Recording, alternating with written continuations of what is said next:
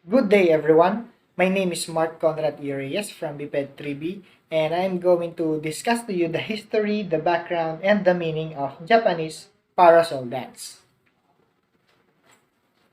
So first is the history of Japanese parasol dance. So it is obviously originated from Japan. So the said dance is also known as Higasa Odori. So in early 18th and 19th century, it was developed by Tamagusuku Seiju. So, Higasa Odori used to be a part of Ryukyuan court dance technique. So, ang Ryukyuan court dance is a class kung saan uma-attend yung mga performance artists doon sa Japan. So, it is a kind of dance developed in 15th century in Ryukyu Kingdom. Na ang tawag ngayon ay Okinawa.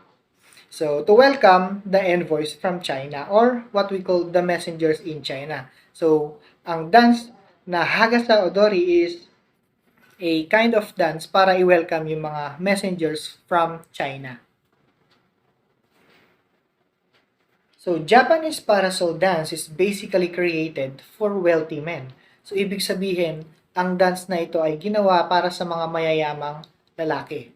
So, oftentimes, geisha do this dance after the coites as an award for the male.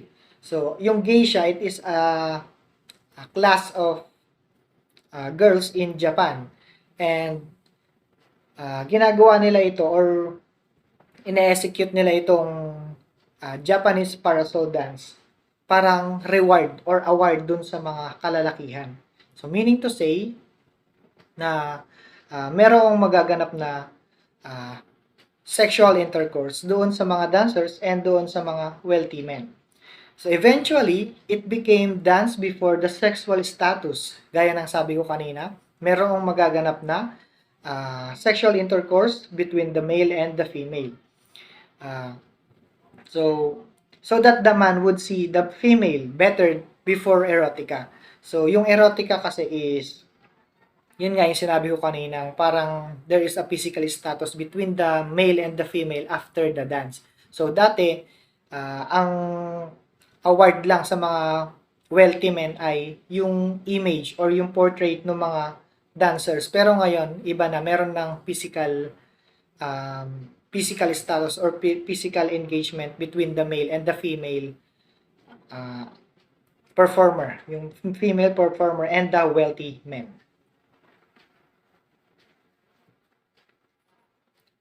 So now let us proceed to the background of Japanese parasol dance. So before, it is embedded in the theater arts of Japan where performance artists attending their class. Sabi ko nga kanina, ang Japanese parasol dance is one of the embedded dance na pine-perform ng mga performance artists sa theater. Ang Japanese parasol dance is a example of simple dance that uses umbrella during performance. So, gumagamit sila ng payong doon sa kanilang performance. The said dance is only for girls. So, ibig sabihin, this kind of dance is suited for girls. And executing tiny slides or both feet forward and sideward. So, ang step na yon ay tinatawag na shuffling step. Yung maliliit na slides na ginagawa natin, forward, backward, and sideward. So, it is common na yung step na ito sa parasol, Japanese parasol dance. So, this dance is from Kabuki, also known as the dance class where performance artists are performing with glamorous costumes and painting like makeups. So, itong Kabuki na ito ay doon sila umattend ng class and then kapag nag-perform sila, nagsusuot sila ng glamorous costumes and may makeup sila ng parang pintura. So, ang makeup nila is dalawang shade lang. Isa yung whole face and then meron namang pahapyaw lang na kulay doon kapag nailagay na yung unang paint doon sa kanilang muka or yung unang makeup doon sa kanilang muka.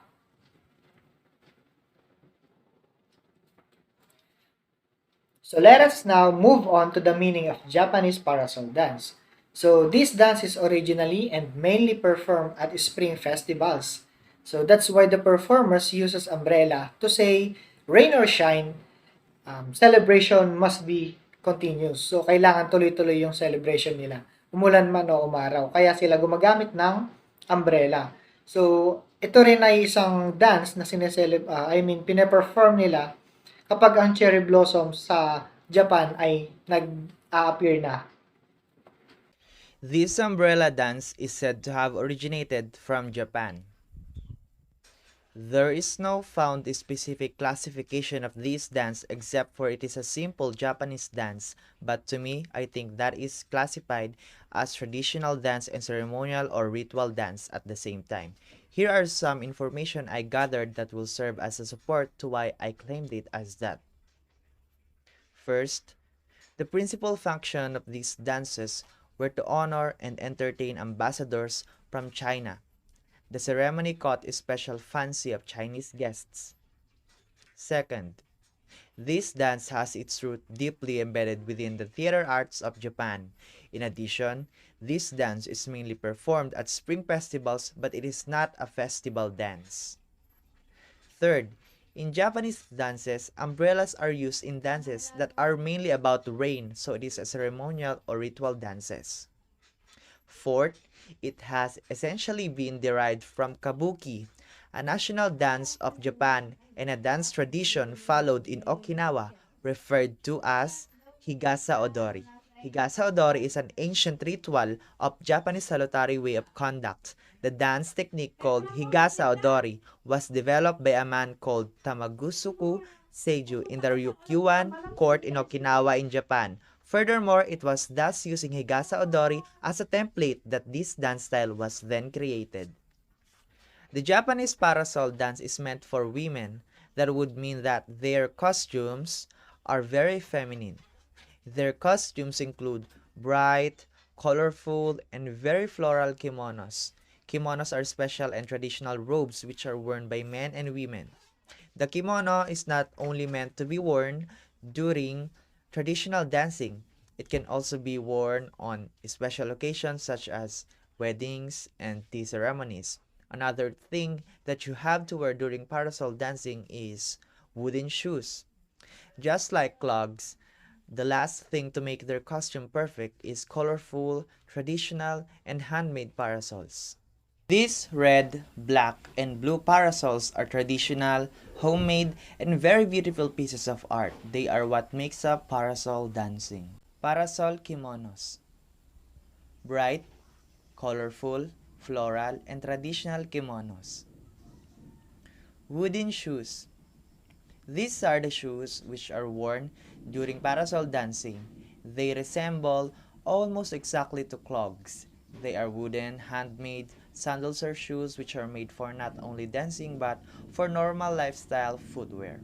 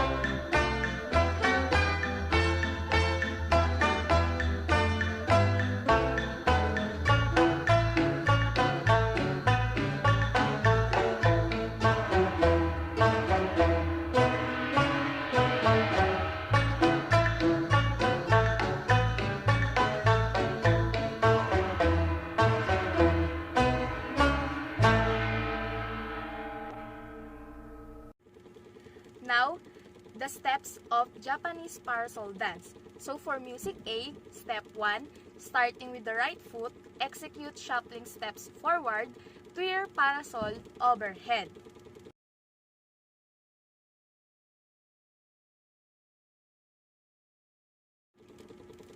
For step 2, with shuffling steps, turn around in place clockwise and twirl the parasol over the right shoulder.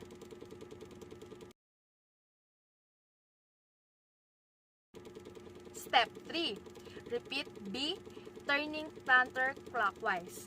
Transfer parasol to the left shoulder.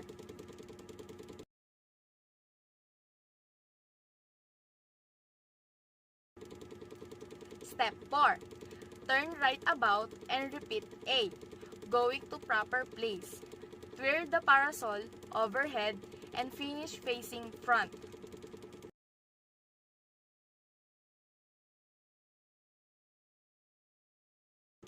And for the last part, last step, repeat B and C.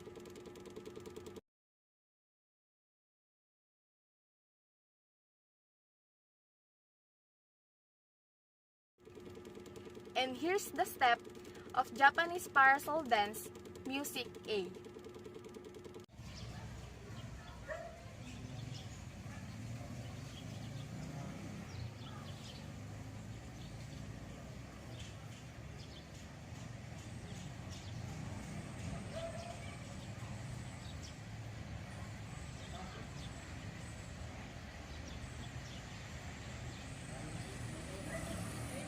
Steps of Japanese parasol dance, music B.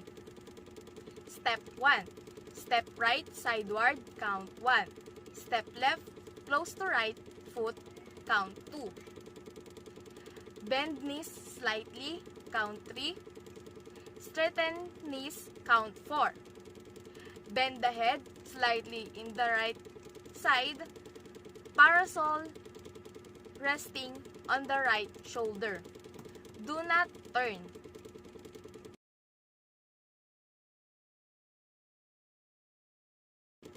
Step 2. Repeat A to the left side, starting with the left foot. Transfer the parasol to the left shoulder. Count 1 to 4.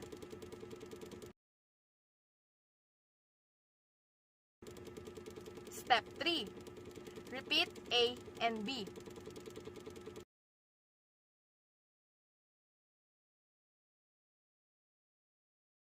Step 4. With number 1 leading, execute shuffling steps, moving clockwise, and each group make its own circle. Twirl parasol on the shoulder. 8 counts.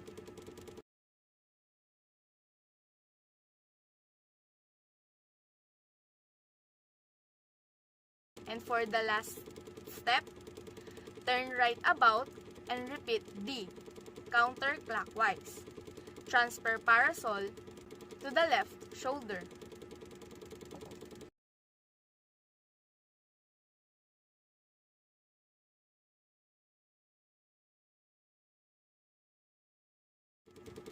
And here's the step for Japanese parasol dance, music B.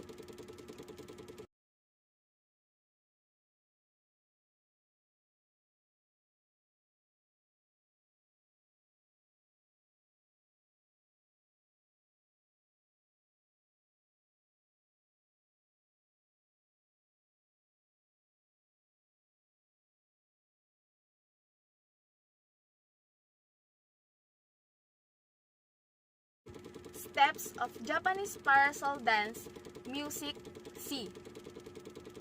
Step 1. All bend forward and drop on knees. Place the parasol behind. Bend trunk slowly forward until the head touches the floor. 8 counts.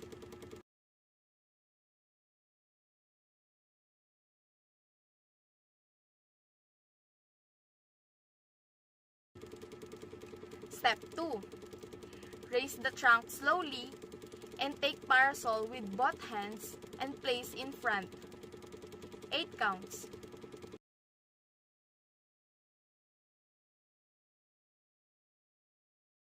Step 3. In kneeling position, sit on the heels like the Japanese fashion.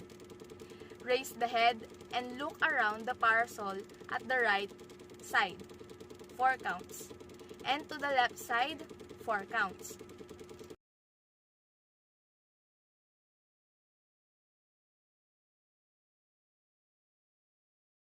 And for the last step, repeat C.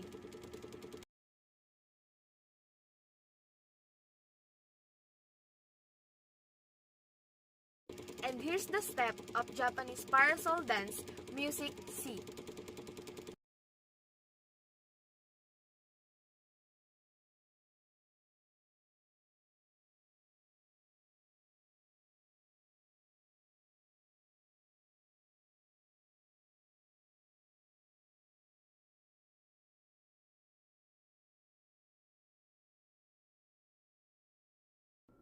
Music A. Letter A. Each girl rolls her own parasol around self clockwise 4 counts and counterclockwise 4 counts.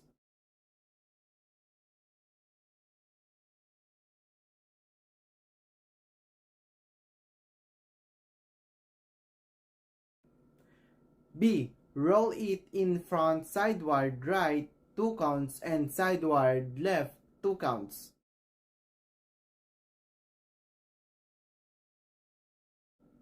C. Repeat B.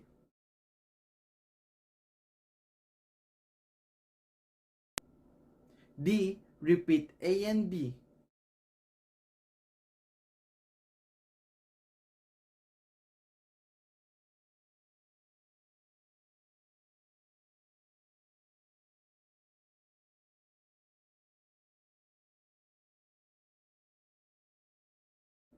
E.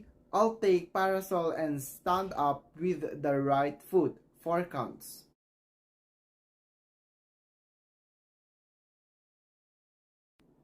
And this is the music A.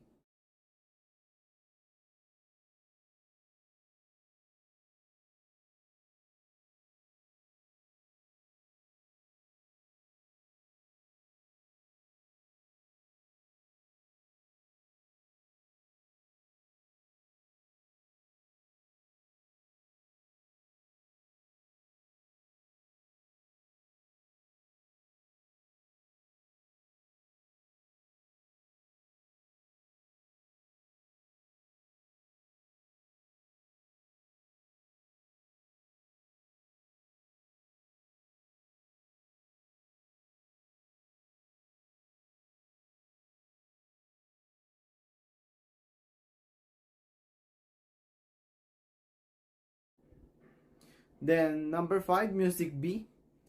Letter A. All face right, holding the parasol with 2 hands at high level. Top toward the audience, handle toward the rear. B. Execute shuffling steps forward, twirling parasol clockwise 4 counts. C. Turn left about. Repeat A. Parasol top toward audience 4 counts.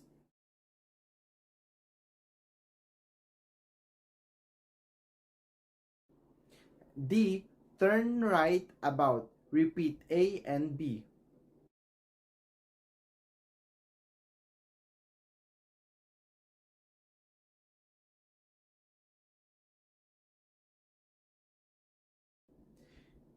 E. Execute shuffling steps forward to form a square, each girl occupying a corner, facing a common center.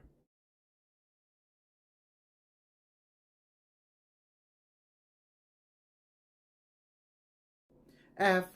Turn around in place clockwise and counterclockwise as in figure B and C. Finish facing the center.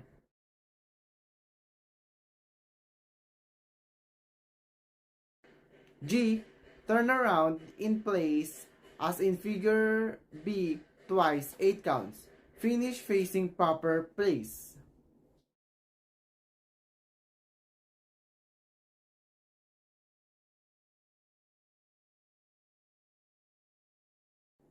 H. Repeat A. Going to place. I. With number 1 leading, each set turn once, clockwise, and then exit. Use shuffling steps throughout, holding or twirling the parasol on the shoulder.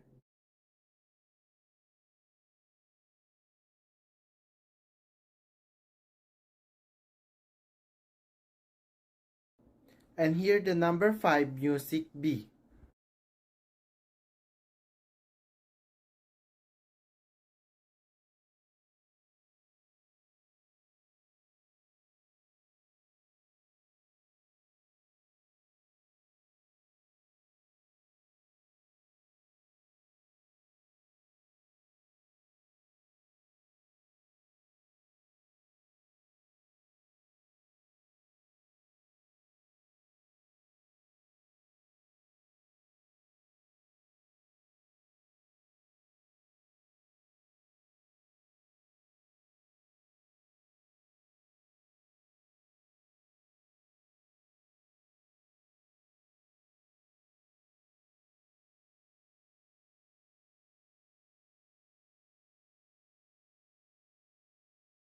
Tarantella.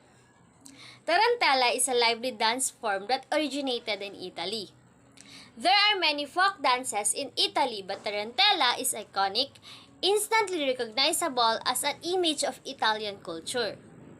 In addition to the distinct movement and musical accompaniment, the Tarantella dance has a colorful history and origin history. Actually, ang Tarantella dance ay nakaugnay sa paniniwala noong ancient Greece na kung saan isa ito or pine-perform ito as a ritualistic dance para magbigay pugay sa God of Sun and Music na si Apollo and God of Wine na si Dionysus. Tinatawag din na the dance of the spider ang tarantella. And yung term na to is dinerive siya sa Italian word na tarantola, which means tarantula. Ang term naman na tarantola gets its name from the town of Taranto in Puglia, wherein naniniwala sila na ang kagat ng local wolf spider or ng tarantula ay highly poisonous and naglilid sa kondisyon na tinatawag nating tarantism. Actually, ang tarantism is malaki yung naging epekto niya sa Taranto and sa other parts of Italy noong 15th to 17th centuries. So, ayon sa alamat, ang mga biktima na nakakagat ng tarantula ay tinatawag na tarantata. Karamihan sa mga tinatawag na tarantata ay kababaihan na mayroong lower status. At dahil nga ganoon ang status nila ay hindi na sila nakaka-recover sa ganong kondisyon. At kung minsan is naghahantong pa sa kanila sa kamatayan. So dahil dito nabuo yung paniniwala na kung saan kapag ka sinayaw mo daw yung tarantella is gagaling ka from tarantism. Ang ginagawa nila is pinalilibutan ng buong taong bayan yung mga tarantata o yung mga nakagat ng tarantula. Tapos, yung mga musicians is nagpe-play sila ng guitar, mandolin, or tambourines na may iba't ibang tempo para mahanap nila yung correct healing rhythm.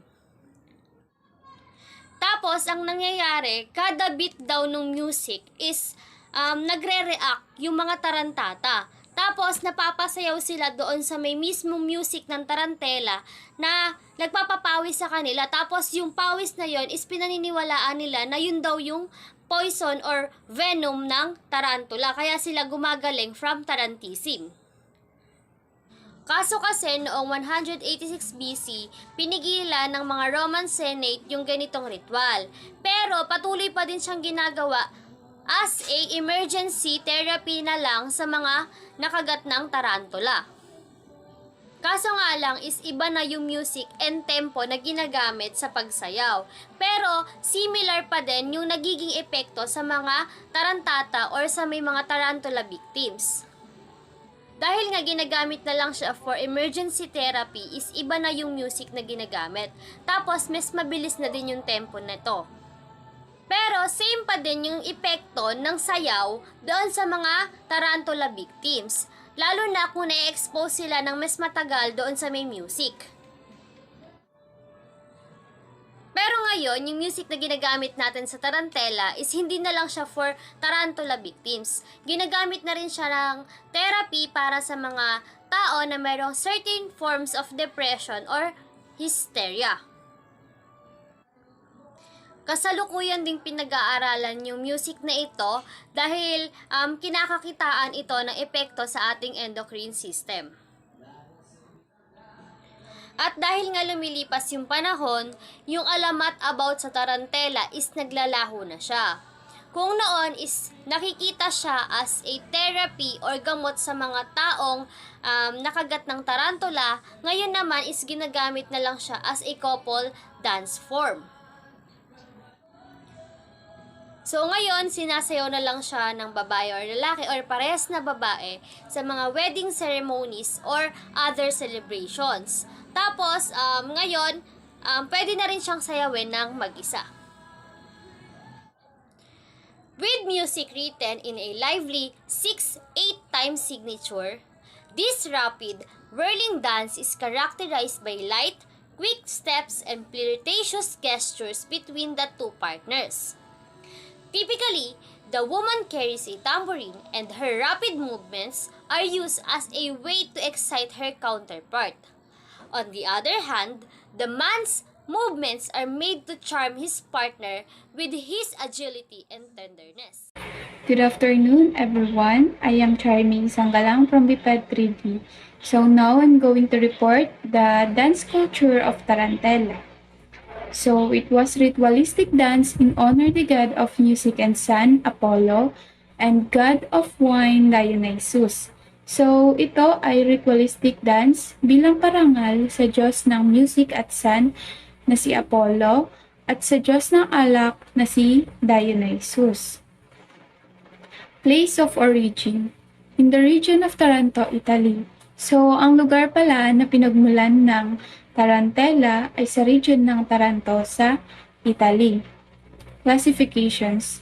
Tarantella, a couple folk dance of Italy characterized by a fast, upbeat tempo, flirtatious behavior between partners. Women dancers frequently carry tamarins. So, Tarantella, ito yung couple folk dance ng Italy na nailalarawan sa pamamagitan ng fast, upbeat tempo. Flirtatious behavior between partners. So, yung mga babaeng dancers, madalas, nagdadala sila ng tamarins. So, that's all. Thank you.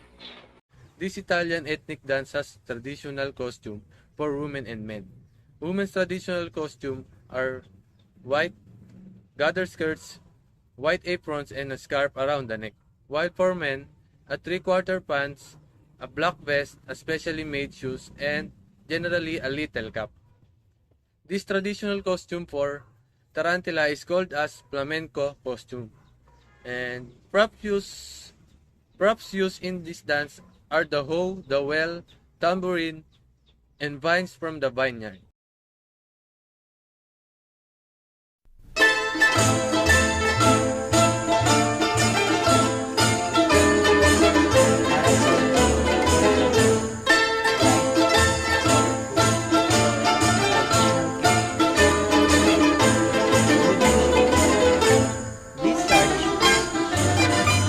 Parasol dance.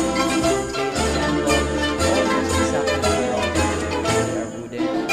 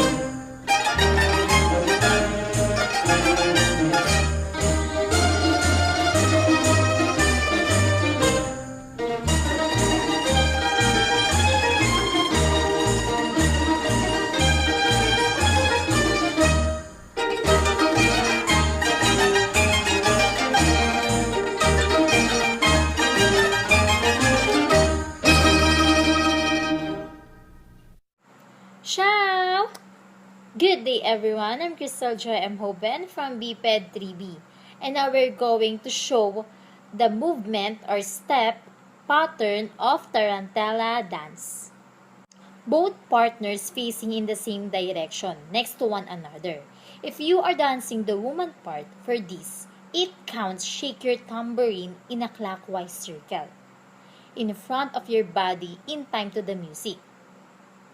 If you are dancing the man's part, cross your right foot over your left foot for count of 1 to 2. Then, your left foot over your right foot for 3 to 4. Step out with your own 5 to 6. Step out your left foot on 7 to 8. Part 1. 1, 2, 3, 4, 5, 6, 7, and 8. And number 2, both partners do this next step identically. Kick your right foot low to the ground on place of the ball of your right foot on the ground in the front of your left foot. Step your right foot back in starting position. Repeat this move starting with your left foot on 5, 6, 7, and 8. Repeat this sequence for 3 or more 8 counts. Part 2. 1, 2, 3, 4, 5, 6, 7, 8. 1, 2, 3, 4, 5, 6, 7, 8. Number 3, turn to face your partner if you are the woman. Tap your tambourine to your left shoulder, then left hip, then right hip. 1, 2, 3. Repeat for 4, 5, 6, then tap the tambourine with your hand twice in 7 to 8. Meanwhile, the man stands with his hands on his hips, bouncing slightly in time to the music. And part 3. 1, 2, 3, 4, 5, 6, 7, 8. And lastly, now both partners perform 2 tarantella steps forward so that you pass one another. Then perform 2 tarantella steps backward to return to your starting position. This back and forth called do-si-do.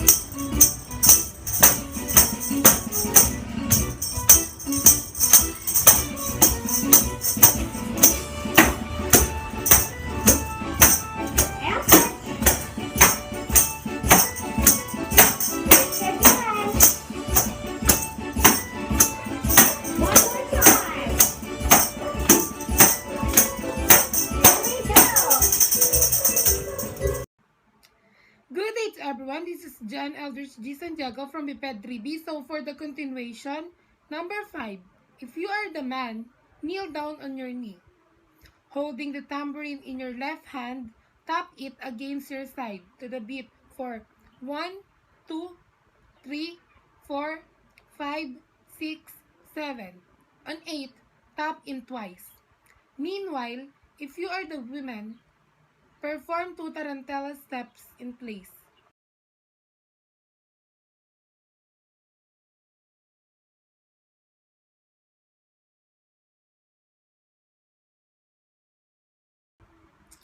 Number 6. For the next 16 counts, the man stays down on one knee while tapping the tambourine above his head. Meanwhile, the woman performs 4 tarantella steps, moving in a clockwise circle.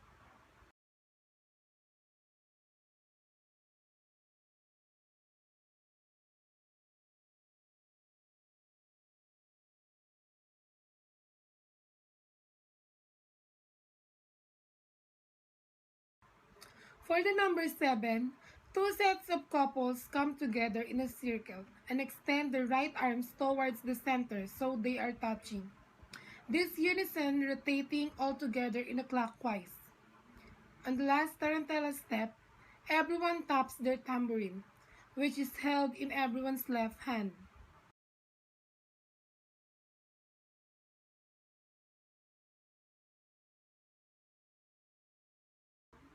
So for number 8, all four dancers switch their tambourines to the right hand and turn so that their left arms are now extended into the center. Now the dancers perform 4 tarantella steps moving in unison and rotating the circle counterclockwise.